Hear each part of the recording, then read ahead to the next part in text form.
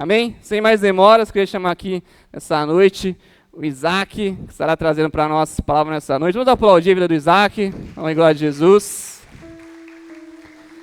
O Isaac é nosso líder dos GCs aqui, o supervisor, líder do ICARE. Ele nos auxilia muito aqui na igreja. Então você que está chegando, você fala assim, nossa, Lagoinha, né? A igreja está crescendo. Parece que vai ser difícil o ministério. Não é não, viu? Tem bastante ministério ainda para acontecer e bastante ministério que um lidera dois, por exemplo. Então que você pode chegar e servir aí com amor. E o Isaac é um vocacionado aqui na igreja. Então ele e a Miriam são vocacionados pastores aqui na nossa comunidade. Então no futuro aí serão pastores aqui da nossa igreja. E hoje com essa missão de trazer a palavra do Senhor para nós. Amém? Deus abençoe. Use muito sua vida, irmão. Para cima. Amém. Boa noite, Lagoinha. Boa noite, Lagoinha. Amém. Confesso para os irmãos que eu estou muito feliz, mas também muito com medo. Medo não, eu estou com temor da palavra de Deus. Falo para vocês que para mim estar aqui, eu passei por muitas lutas semana passada, essa semana, viu? Quase bati o carro. Fiquei sem dinheiro. Alguns deu risada, né? Miriam está em casa chorando com dor, está passando mal. Mas, pela honra e glória de Deus, nós estamos aqui. Amém? Então eu peço a ajuda dos irmãos para que a gente possa louvar a Deus junto, exaltar o nome santo do Senhor. Eu quero ler com os irmãos Mateus 6:6.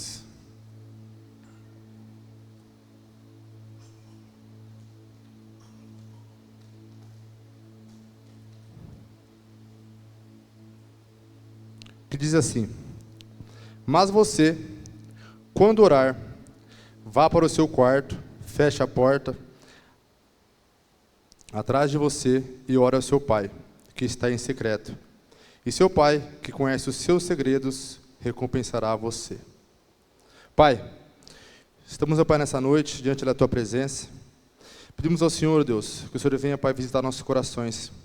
Que possamos ser tocados pela Tua Palavra, que possamos ser tocados pelo Teu Espírito Santo.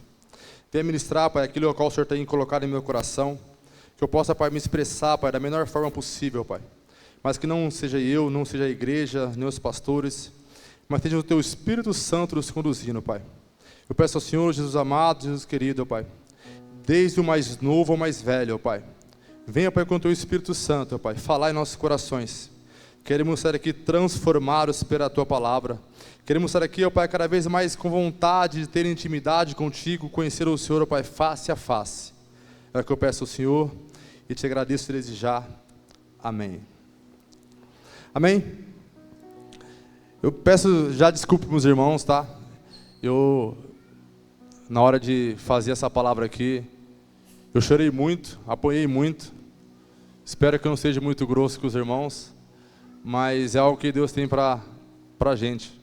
O pastor falou comigo já faz um mês atrás, basicamente, e eu venho mastigando essa palavra, venho mastigando o que Deus tem para nós aqui, e eu tentei de várias formas resumir, mas Deus nos levou para outro caminho, e esse caminho foi o caminho do Sermão do Monte. Se a gente poder pegar entre Mateus 5 a Mateus, capítulo 5 e capítulo 7, o Sermão no Monte, onde Jesus estava na Galileia, imagino eu, na minha mente, que ele estava no meio do monte, porque a Bíblia já fala Sermão do Monte, né? Mas ele estava pregando para a multidão. E como ele estava pregando para a multidão, ele ensinava as pessoas, da melhor forma possível, a ser fiel a ele, a ser fiel aos ensinamentos, a ser fiel aos mandamentos.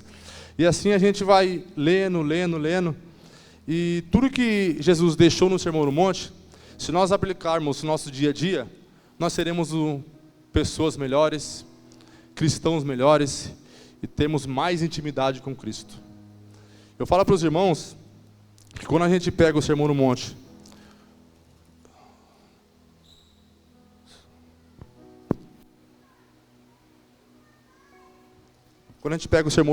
no capítulo 5, ele já fala o seguinte: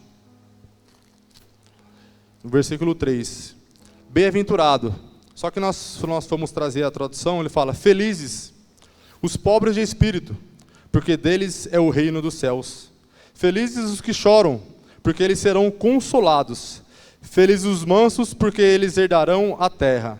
Felizes os que têm fome e sede da justiça, porque eles serão fartos. Felizes os misericordiosos, porque eles alcançarão misericórdia. Felizes os ímpios de coração, os limpos de coração, porque deles verão a Deus. Felizes os pacificadores, porque eles serão chamados filhos de Deus. Felizes os que sofrem perseguições por causa da justiça, porque deles é o reino do céu. Felizes sois vós, por injuriarem e perseguirem e mentindo disserem todo mal contra vocês, por minha causa. E aqui quando a gente lê o capítulo 5,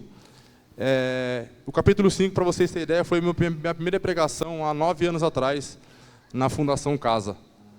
E quando a gente ia evangelizar aqueles meninos, a gente ficou por 6 meses pregando o Sermão do Monte, do versículo 3 ao versículo 9.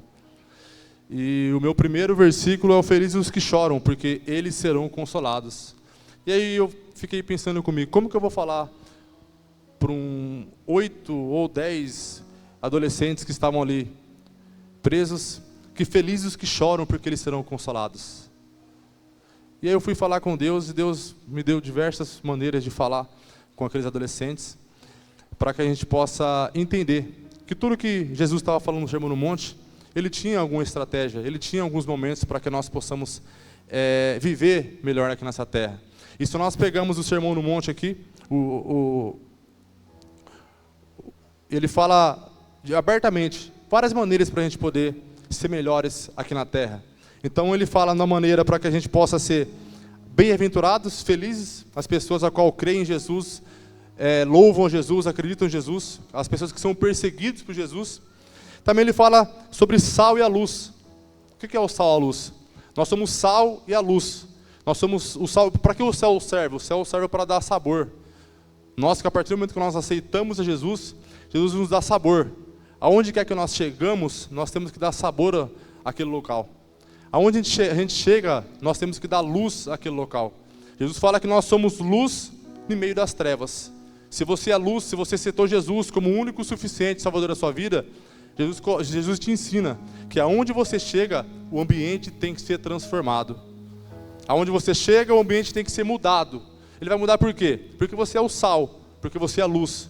No seu trabalho, na sua casa, aonde quer que você esteja. Jesus nos ensina no Sermão do Monte que você deve ser luz, que você deve ser sal. Mas também no Sermão do Monte, Jesus nos ensina sobre a ira. Quantos aqui se iram durante o dia? Poucos, o resto é tudo santo. Amém? Aqui Jesus ensina como a gente deve portar a ira, como a gente deve falar sobre a ira, se portar no retruque da ira. Ele nos ensina tudo isso aqui, tudo no Sermão do Monte. O Sermão do Monte, como eu falei no começo, são tópicos que Jesus estava ali no sermão, falando para as pessoas a qual queriam seguir ele, ou também para os discípulos, sobre tópicos que vale a pena seguir Jesus. Não é um fardo pesado, não é um fardo a qual, só eu estou sofrendo, não. Todos nós temos uma dor, todos nós temos um problema, todos nós temos uma dificuldade, mas se você tem Jesus como principal motivo da sua vida, você tem tudo. Tudo. E aqui, no Sermão do Monte, fora isso, Jesus também nos ensina sobre o adultério. Ele nos ensina que não é apenas você consumir que você está adulterando. Se você pensou, você também está adulterando. Jesus, no Sermão do Monte, ele explica cada tópico que nós vivemos no dia de hoje. Isso foi anos atrás. Se pessoas pregaram aqui meses atrás, anos atrás, e vão pregar aqui alguns anos, é tudo de acordo com a palavra. É tudo de acordo com o que a gente tem que seguir aqui dentro. E aqui no Sermão do Monte, ele também nos ensina sobre vingança. Quem aqui nunca quis se vingar de uma pessoa? Quem aqui nunca quis dar a cara a tapa para outra pessoa? Quem aqui que nunca quis pagar o mal com o mal? Jesus nos ensina aqui sobre o que é vingança, para que nós possamos ter uma vida plena, uma vida santa, na presença dEle. Ele nos ensina sobre oração, é o tópico que vamos falar aqui hoje.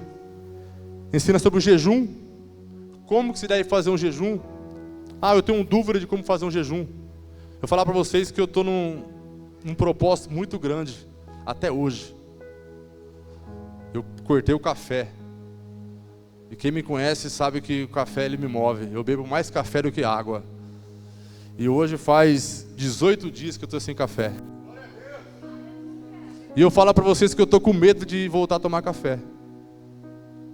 Porque eu estou vivendo umas experiências com Deus tremenda.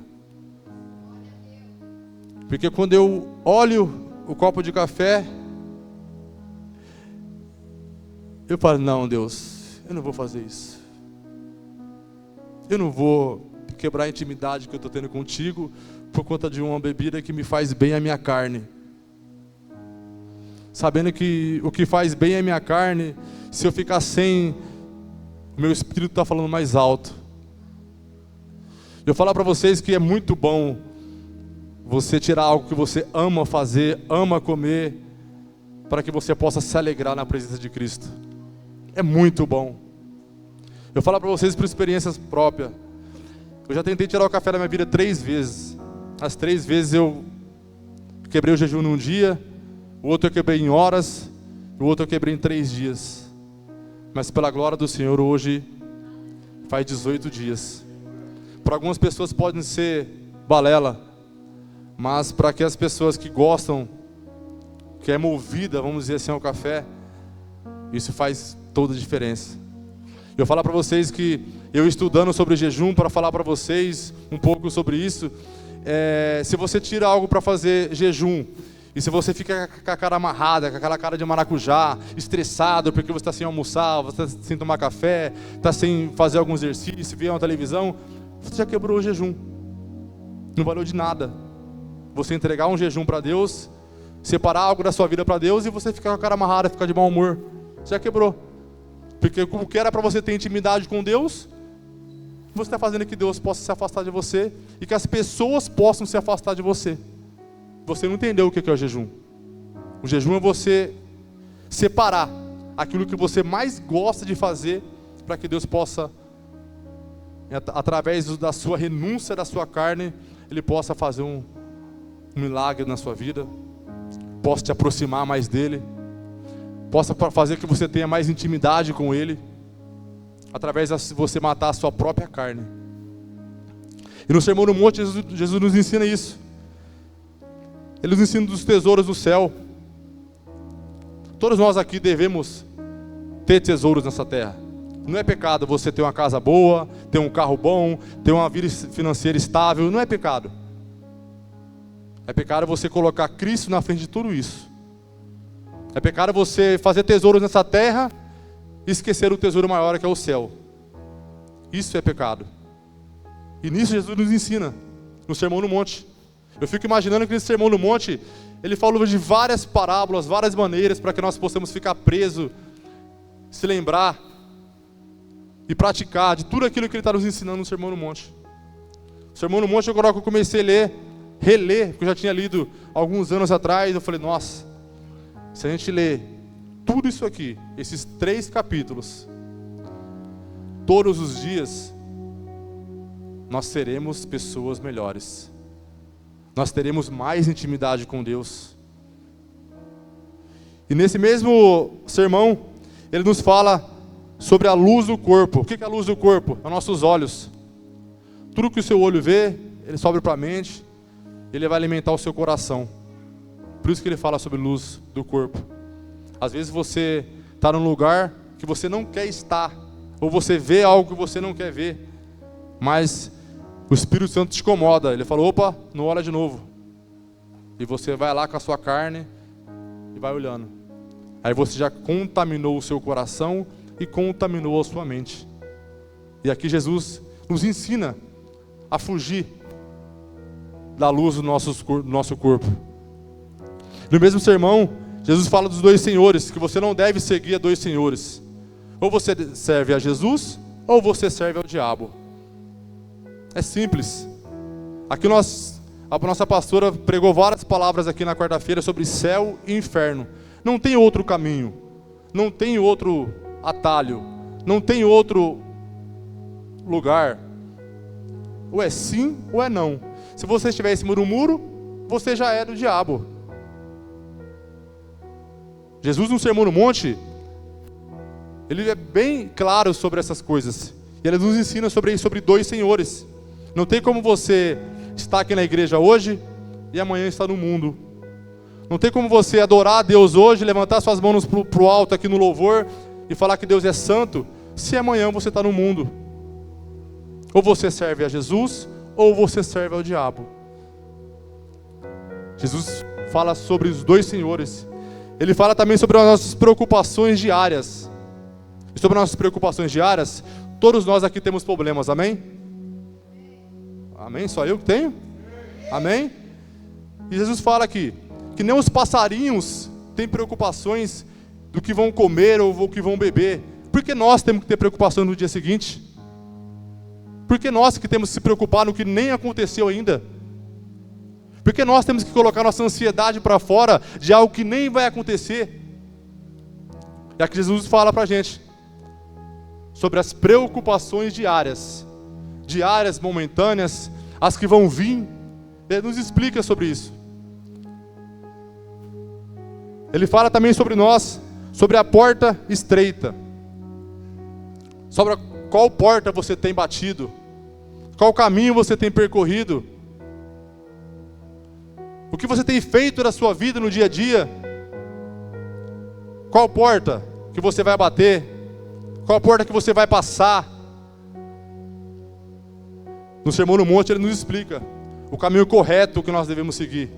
E o caminho correto lá em João já fala: eu sou o caminho, a verdade e a vida. Ninguém vem ao Pai a não ser por mim. No Sermão no Monte, Jesus também nos ensina sobre os falsos profetas e quem entrará no reino dos céus.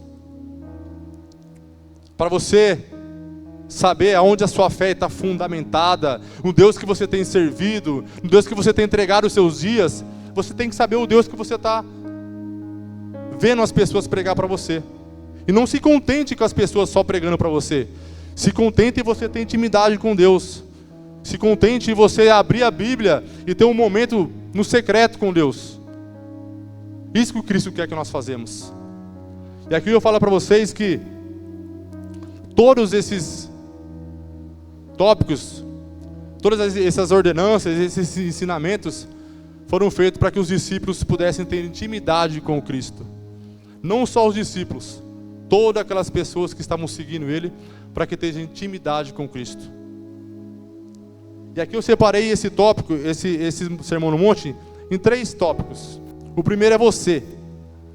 Quando a gente lê no versículo ali, eu procurei em 4 Bíblias diferentes, 4 versões diferentes. E todas elas, Jesus, antes de falar, ele fala, mas você, e uma vírgula. Quando ele fala mas você, ele não fala vocês. Ele fala você, ele fala eu. Quando ele fala você e fala eu, ele fala que nós devemos ter intimidade com Cristo. Nós devemos ter um coração reto diante de Cristo. Ele não fala vocês, ele não fala que nós devemos orar em grupo, em trio, em igreja, num monte. Ele não fala nisso, ele fala que nós devemos orar no secreto. Nós devemos ter uma vida com Deus, com Cristo no nosso íntimo. Como que nós queremos ajudar pessoas a andar com Cristo, a ter intimidade com Cristo, se nós não temos intimidade com quem nos faz ter intimidade com Cristo? Não tem como. Como você vai ajudar alguém a ter intimidade se você não tem intimidade? Como você vai ajudar alguém a andar se você não sabe andar? Pode um cego guiar outro cego? Não tem como um cego guiar outro cego. Não tem como você ajudar uma pessoa, ajudar um grupo, uma igreja, se você não tem intimidade com Cristo. E aqui eu não estou falando para vocês apenas ter intimidade com Cristo na igreja. Vocês têm intimidade com Cristo no lar de vocês. A sua vida com Cristo não começa aqui. Aqui pode ser uma extensão, mas a sua vida com Cristo começa no seu lar. A sua vida com Cristo começa no seu quarto. Ao fechar a porta, você tem intimidade. A sua vida com Cristo começa no trânsito. A sua vida com Cristo começa no seu trabalho. A sua vida com Cristo começa na faculdade. A sua vida com Cristo pode começar até na igreja, quando você vai vir limpar a igreja sozinho aqui. Afinal, eu quero dar um conselho para vocês. Venham limpar a igreja sozinho aqui, que é maravilhoso. Você pega a mangueira, joga pro lado, só você e Deus aqui, você começa a dar umas glórias a Deus. E é tremendo. Mas a intimidade que nós queremos ter com Cristo começa no particular. Jesus, ele poderia, os autores que escreveram a Bíblia poderiam colocar várias outras maneiras de escrever. Mas em 4 versões que eu procurei, todas as versões falam no particular. Mas você, ele não fala no plural. Se é você, é eu, é nós que devemos ter intimidade com Cristo. Nós que devemos ser transformados dia a dia. Aí eu te digo mais. Se a sua intimidade com Cristo fosse externa, você sentaria do seu lado? Você andaria com você mesmo? Se a sua intimidade que você tem com Cristo, no seu íntimo, no seu particular, na sua casa, se ela fosse externa, você sentaria do seu lado hoje aí? Você andaria por aí? Porque o seu interno reflete no externo. O seu interno, tudo que você está dentro de você, ele vai refletir fora. Não adianta. Se você é uma pessoa dura, você não vai nem conseguir falar oi para as pessoas. Se você é uma pessoa amorosa, você vai abraçar todo mundo. David. Abel está aí? Abel. As pessoas refletem o que elas têm dentro delas. Se você tem Cristo dentro de você, se você tem intimidade dentro de você, você vai seguir os conselhos que Jesus colocou no Sermão no Monte. Você vai ser luz, você vai ser sal, você vai saber no que você olhar, você vai saber como é que é o adultério, você vai saber qual que é o caminho certo de você trilhar, você vai saber quem que é o seu Senhor. Tudo isso se constrói com intimidade. Tudo isso se constrói sendo íntimo de Deus. E aqui, quando a gente está falando de intimidade, eu quero dizer para você que, por diversas vezes, eu morei numa casa durante 7 anos, 8 anos, até novembro do ano passado. Quem já foi em casa, antigamente eu tinha 3 cômodos. E eu fiz a estrutura de casa para fazer um sobrado. Então, onde eu dormia era a futura cozinha, que é a cozinha hoje. E eu não tinha como colocar a porta, porque eu coloquei um quadrado maior, requadrei maior. Então eu colocava uma cortina. E quando eu ia orar, eu falava, Miriam, vou lá pro quarto orar. Fechava a cortina, não fechava a porta do quarto, fechava a cortina e tinha intimidade com Deus. Às vezes você está pensando assim, que eu não tenho, minha casa é pequena, não tem como ter intimidade com Deus. Eu falo para você que tem como você ter intimidade com Deus. Tem. Eu contei isso aqui no culto dos homens. Antigamente eu ficava entre 8 a 9 horas no Instagram. Só aqui, ó, o dedinho. Eu ia trabalhar, eu ligava o carro, colocava no painel do carro e dirigindo e fazendo assim. Eu falei, tá errado.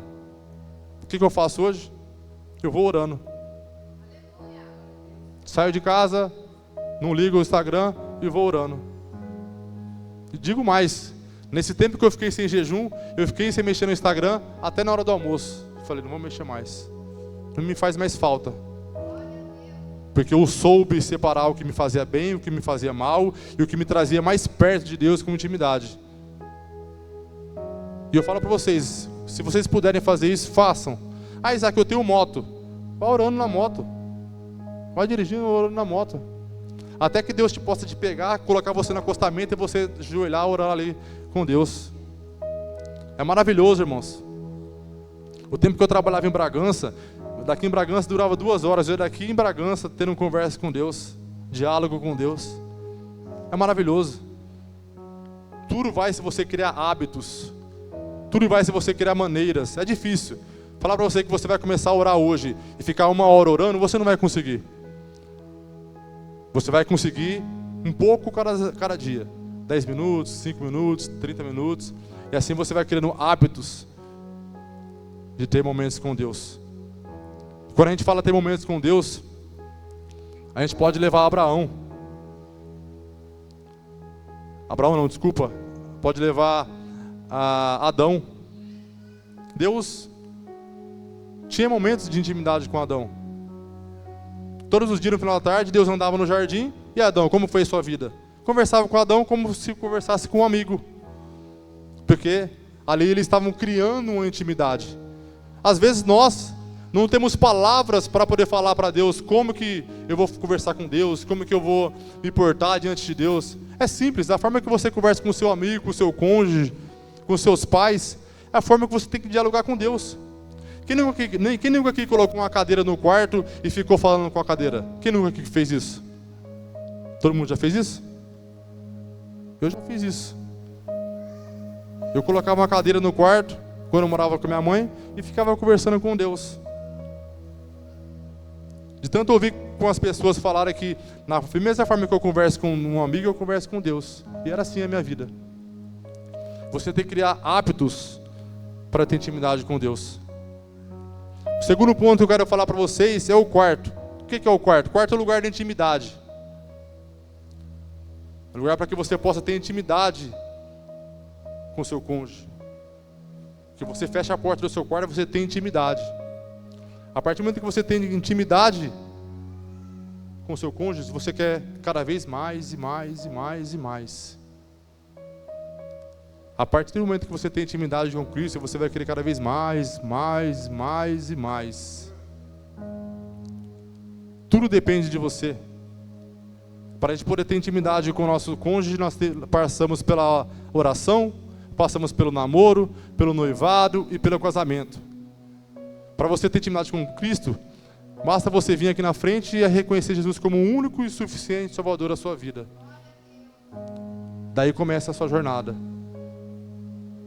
Você começa a ser a luz do mundo, você começa a fazer curso de batismo, você desce as águas, reconhece publicamente a sua fé, e aí você começa a ter cada vez mais intimidade com Cristo. E essa é a intimidade que Jesus está falando para a gente. No Sermão do Monte ele está falando, fecha a porta do seu quarto. Quarto, desde a época que eu entendo por gente, quarto é um lugar de intimidade. Quarto é um lugar que quando você fecha a porta, só você e a pessoa está ali dentro. Quarto é um lugar que você fecha a porta, você quer ter uma intimidade com Cristo. Jesus podia falar sobre várias maneiras para nós, mas ele falou sobre quarto. E quando ele fala sobre quarto, a gente pode ler de Gênesis a Apocalipse. Todos os profetas, ou quase todos, foram homens de oração. Noé foi um homem de oração. Enoque, um homem de oração. O que Noé e Enoque têm em comum? Na Bíblia, a expressão andava com Deus, somente os 2 homens na Bíblia inteira foi escrito dessa maneira. E Noé andava com Deus, e Enoque andava com Deus. Você só se anda com alguém quando você tem intimidade. Você anda com alguém, você quer estar perto de alguém quando você tem intimidade com alguém. E Noé e Enoque, da mesma maneira. Eles andavam com Deus. A gente pode falar de Abraão. Abraão era também homem de oração. Todo lugar que o Abraão chegava, ele subia num monte e falava com Deus. Abraão era um homem de oração. A gente pode falar de Elias, homem de oração. Elias foi conhecido como um homem que tinha a oração mais fervorosa da Bíblia. Ser um homem de oração. Moisés, homem de oração. Homem a qual falava com Deus face a face. Parava uma tenda e entrava, todo lugar que ele andava, ele construía uma tenda, a nuvem parava, e não era uma nuvem qualquer como o céu tivesse azul. Era uma nuvem bem escura que todos pudessem ver que Abraão estava falando com Deus ali. Moisés estava falando com Deus. Porque ele tinha intimidade com Deus. Ele andava com Deus. Deus se alegrava de falar com Moisés. Essa é a nossa vida. Nós temos que ser assim. Deus tem que se alegrar em falar conosco. Deus tem que se alegrar na nossa intimidade com Ele. Deus tem que se alegrar nos momentos que nós separamos para ser íntimo dEle. Como esses profetas foram. Todos os profetas, eles oravam. Todos que seguiam Jesus, que seguiam a Deus. Jesus orava. Jesus precisava orar? Precisava orar Jesus? Ele era filho de Deus. Ele orava. E quando as pessoas questionavam, Jesus, como que se deve orar? No mesmo capítulo que ele falava, quando vocês forem orar, orem assim: Pai nosso que estais no céu, santificado seja o vosso nome. Venha a nós o teu reino. Seja feita a tua vontade, assim na terra como no céu. O pão nosso de cada dia nos dai hoje. Perdoar nossas ofensas, assim como nós perdoamos a quem nos tem ofendido. E não nos deixe cair em tentação, pois teu é o reino, o poder e a glória para todos sempre. Amém. Era isso. Todo mundo que questionava Jesus, ele já tinha uma resposta na ponta da língua. Se você não sabe orar, comece pelo Pai Nosso. Tenha intimidade pelo Pai Nosso. Leia o Pai Nosso. Cada estrofe do Pai Nosso é uma coisa linda. Eu aprendi uma vez fazendo missão. Se o Pai é nosso, o pão não pode ser só meu. Eu não devo guardar o que eu aprendo, o que Jesus fala comigo. Eu tenho que transmitir isso. Nós transmitimos isso tendo intimidade com Cristo. Somente isso.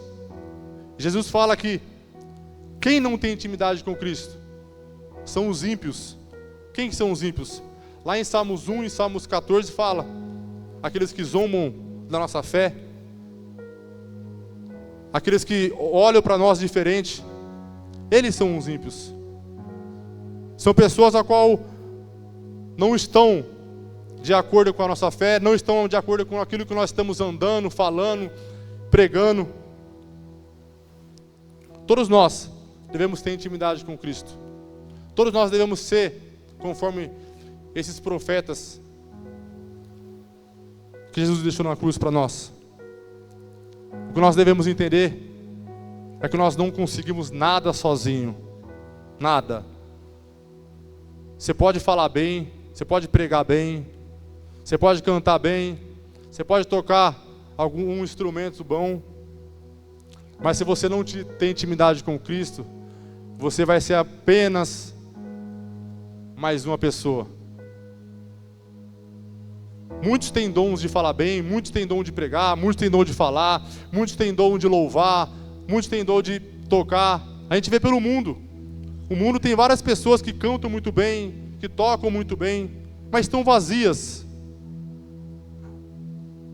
Aqui nós não estamos em um lugar que nós possamos falar bonito, falar confortável. Nós estamos aqui no lugar para falar sobre Jesus. Nós estamos no lugar para poder falar que Jesus morreu na cruz por nós. Nós estamos num lugar que você pode muito bem levantar a mão para o céu e dizer: Jesus, eu preciso de Ti. No mundo, você poderia falar qualquer outro tipo de palavra, mas hoje aqui, você tem a liberdade de clamar o nome de Jesus. Você tem a liberdade de poder louvar a Jesus.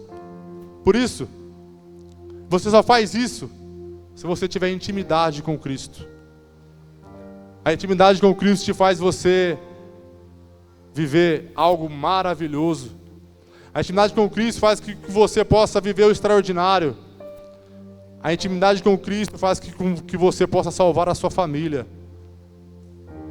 A intimidade com Cristo faz que você possa viver coisas espetaculares, a qual você está buscando há anos. Talvez você só não alcançou ainda, porque você não matou a sua carne e não teve intimidade com Cristo. Tudo que você precisa hoje é ter intimidade com Cristo. Nós não somos uma ilha para viver sozinhos. Isso foi um estudo no GC do ano passado. Ninguém aqui é uma ilha para que nós possamos viver sozinhos. Ninguém. Você foi criado para viver rodeado de pessoas. Mas você foi criado para ter intimidade com Cristo. Não saia daqui vazio. Não saia daqui da mesma forma que você entrou. Talvez você entrou aqui hoje procurando uma resposta. Talvez você entrou aqui hoje procurando uma cura, salvação na sua família, uma porta de emprego, séria depressão. Mas tudo isso aí, vou te dar uma resposta.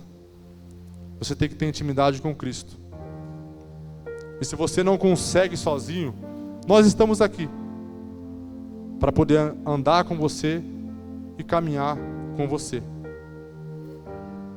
Hoje você pode, não é porque eu faço parte dessa igreja, mas você pode abraçar cada voluntário que está aí. Os pastores, líderes, todos eles nos ensinam a ser pessoas melhores. Eles só nos ensinam a ser pessoas melhores porque eles têm intimidade com Cristo.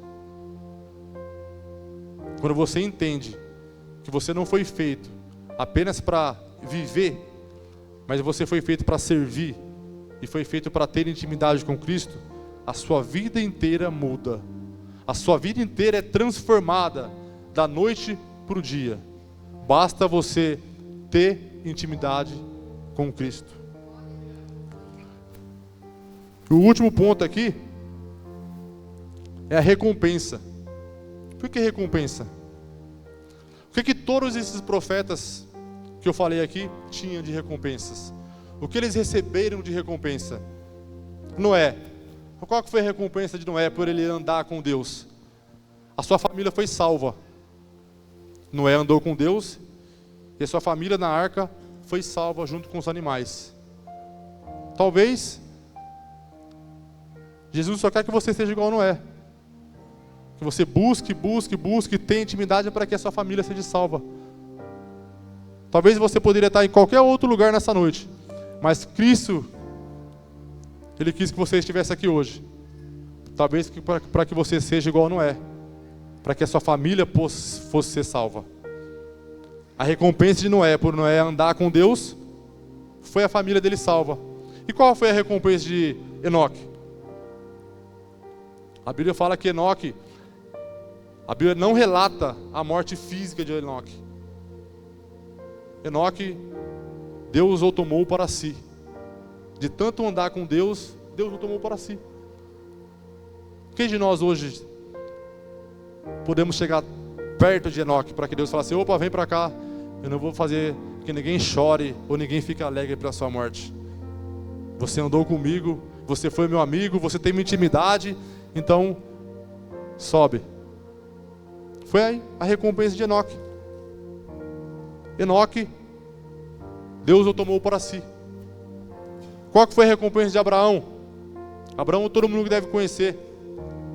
Abraão foi pai na sua velhice. Quando Abraão foi pai na sua velhice, quando Deus apareceu para Abraão e falou que eu vou te dar um filho, Abraão riu. E Deus falou: daqui 9 meses, daqui 1 ano, você vai lembrar dessa história, dessa conversa. E daqui 9 meses saiu, nasceu quem? Isaac. Eu li isso aqui na sexta-feira. E o significado de Isaac qual que é? Sorriso. Deus não faz nada em vão. Nada. Deus não faz nada em vão. E digo mais: por Abraão andar com Deus nos montes, Deus, qual foi a recompensa de Abraão? deu um filho para ele na sua velhice, ainda falou mais: você vai ser pai de multidões. Tudo isso porque Abraão subia no monte e tinha um momento de intimidade com Deus. Vocês estão vendo como que é prazeroso ter um momento de intimidade com Deus? Como é prazeroso andar com Deus? Como é prazeroso você matar sua própria carne para poder andar com Deus? A recompensa que Ele tem nos dado. Talvez a resposta de todas as suas perguntas seja você apenas andar com Deus. Elias, qual que foi a recompensa de Elias? Portanto, Elias orar, uma oração fervorosa, Deus deu o poder para Elias, a obediência, para que ele pudesse orar e a chuva parar. Depois, Deus deu o poder para que ele possa orar e a chuva voltar a cair. Olha a obediência desse homem, olha a intimidade que esse homem tinha, para que Deus pudesse dar essa sabedoria para ele, para que ele pudesse orar e a chuva parar e a chuva voltar. Isso tudo graças à obediência que eles tinham com Deus. Moisés, qual foi a recompensa de Moisés?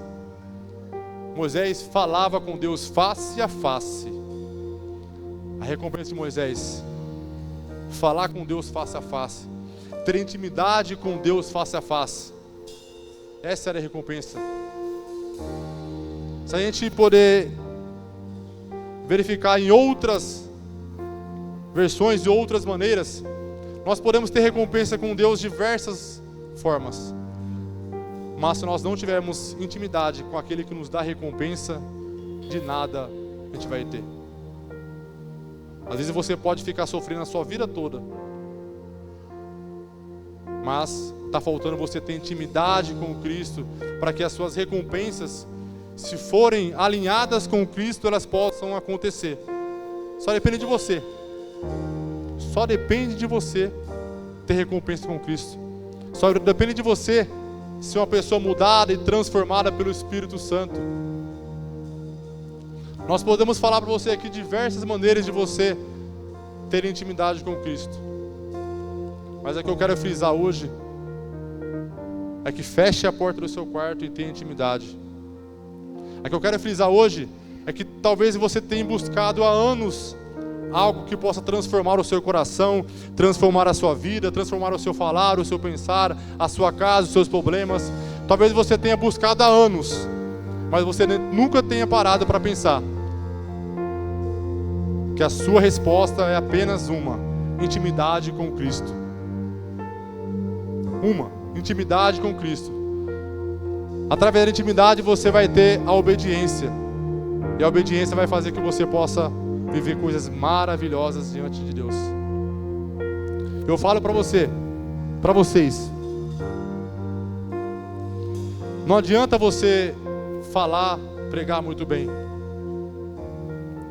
Eu li uma história muito boa que falava assim, ó: quando você canta, você se assemelha aos anjos.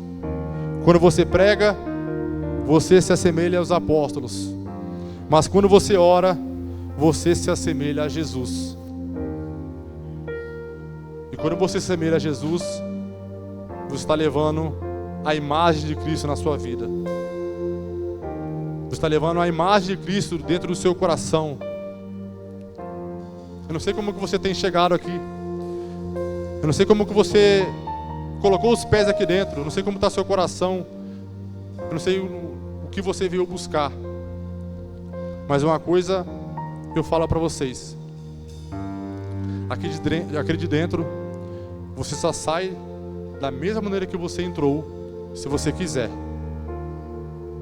Aqui dentro tem cura, tem libertação, tem restauração de casamentos. Aqui dentro, Jesus pode trazer vida àquilo que está morto. Jesus pode trazer vida àquilo que os médicos falaram que não tem mais vida, que não tem mais jeito. Aqui dentro é o lugar que nós não pregamos palavras ao vento, não amaciamos a sua carne, não falamos palavras fáceis. Aqui dentro nós pregamos o Evangelho simples, que cura, que salva, que batiza e que transforma diariamente. Mas para que isso possa acontecer, você tem que ter intimidade com Cristo. Você tem que entender que tudo que você vive hoje, se você quer ser transformado, você tem que dar o primeiro passo. E o primeiro passo é ter intimidade com Cristo. Se você já viveu lá atrás coisas extraordinárias e não vive mais, é porque você deixou a intimidade esfriar.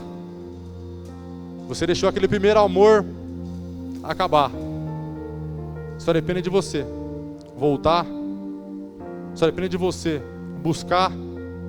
Só depende de você se alegrar em ter intimidade com Cristo novamente. Eu quero que você se coloque em pé nessa noite e feche seus olhos. E você pense consigo mesmo. Qual que é a recompensa que você vai buscar, que você vai ganhar com a vida que você está tendo com Cristo hoje? O que você tem feito nos seus dias, no seu íntimo, no seu particular, no seu quarto, para que Ele possa se alegrar, para que Ele possa te responder todas as suas perguntas que você tem feito dentro do seu coração? Qual que é o seu íntimo hoje com Cristo? Qual que é o seu nível de intimidade hoje com Cristo? Qual que é o seu nível de entrega que você está tendo com Cristo nessa noite? Ou nos seus dias a dia? Você tem acordado, trabalhado e dormido? Ou você tem acordado, trabalhado e tendo intimidade com Cristo? Tudo que nós falamos aqui hoje, se você não guardar no seu coração, se você não dar o primeiro passo, se você não admitir que você precisa de ajuda, que você precisa andar com pessoas a qual te levam para perto de Cristo, nada vai valer a pena. Eu quero que você levante as tuas mãos nessa noite. Se você é essa pessoa que você quer reconhecer Jesus como o único e suficiente Salvador da sua vida, se você quer viver uma vida transformada diante de Cristo, fala: Isaac, eu já vivi maravilhas diante de Jesus. Eu já fui uma pessoa que foi transformada. E hoje eu não vivo mais. Eu quero voltar a ser essa pessoa novamente. Eu quero voltar a sorrir. Eu quero a minha família para Jesus. Eu quero ter meu coração transformado. Eu quero que você venha aqui na frente. Nós vamos orar por você como igreja, para que você possa sair daqui com o seu coração transbordando de alegria. O louvor vai cantar aqui. Nós esperamos você aqui na frente.